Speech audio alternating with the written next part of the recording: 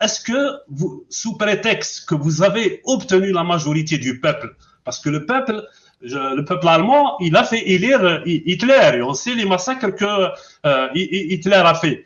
Donc moi, je pense qu'il y a un certain nombre d'aspects qu'on ne devrait pas mettre au suffrage, au vote. Alors, tout d'abord, moi, je voudrais juste rectifier un point, parce qu'on l'a cité plusieurs fois.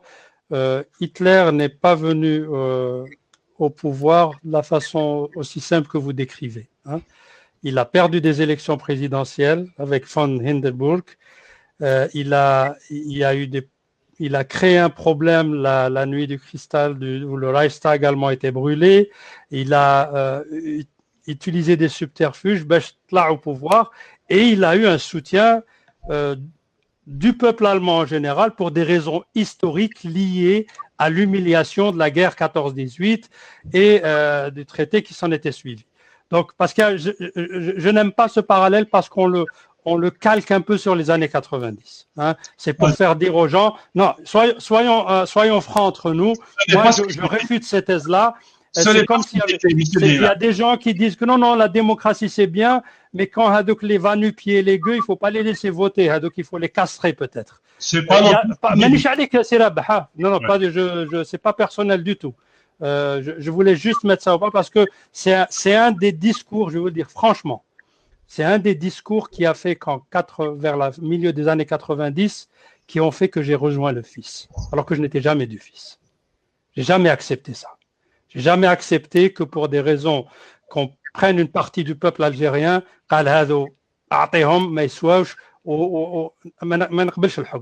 il faut éviter d'intoxiquer le Hirak avec la question des années 90, M. Dhina. Sur la violence, alors, il y a une chose fondamentale. On a malheureusement dans notre culture, on a dit au début, le règlement des conflits politiques par la violence. L'armée des frontières, l'Aït Ahmed, le Bouyali, kaza. C'est pas pour dire celui-là a raison, la tort, hein, c'est des conditions que alors, moi j'ai dit que malheureusement, c'est pour ça que j'ai utilisé le mot malheureusement, beaucoup de changements ne se font que dans la violence, et ça c'est vrai. Et puis il y a autre chose, c'est que sur un plan juridique, et moi j'ai parlé avec vraiment des experts juridiques, en Algérie, il y a eu un coup d'État sur un plan juridique légal. Et dans ce cas, les normes, y compris par la Déclaration universelle des droits de l'homme, elle dit que quand la tyrannie vient de cette sorte, l'être humain en est réduit en dernier ressort à se rebeller.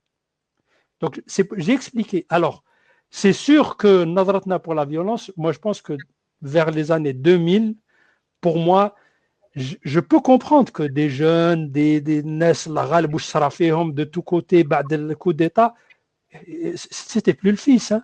Le fils, il a eu 30 000 cadres dans les camps de concentration, les chefs terrain emprisonnés.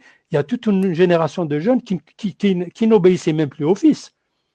Vous savez que les groupes les plus extrêmes du GIA, pour eux, Ali Belhaji, Abbas et Madani, ils étaient condamnés à mort. Hein. Ça, c'est connu. Donc, il y a une violence.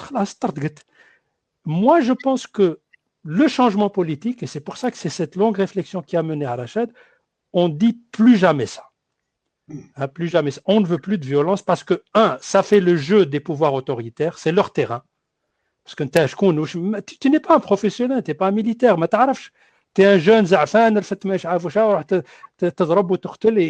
une armée. Maintenant, l'armée moderne, il maîtrise la violence. Par contre, la non-violence, il ne la maîtrise pas. Mais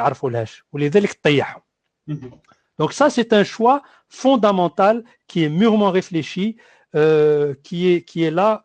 Pour nous, il est absolument. C'est pour ça que le Hirak, alhamdoulilah, pour lui, c'est ces deux béquilles, l'unité et le pacifisme, la non-violence. Moi, je suis pour qu'on le mette de côté les années 90, le Hirak. Je suis tout à fait d'accord. Mais il y a eu deux événements. Un, Aoudat Ta'zib, le cas emblématique de Walid Naqish.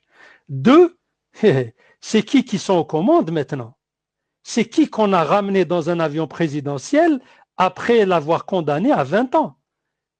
Et c'est les années 90. C'est qui qu'on a sorti blanchi. Il y a un an, قالوا لنا هذوما العصابة وحبوا يديروا كومبلو على l'État توفيق وصحابه ودركوا لهم aux commandes. Donc les années 90, c'est eux qui les ont ramenés, c'est la عصابة.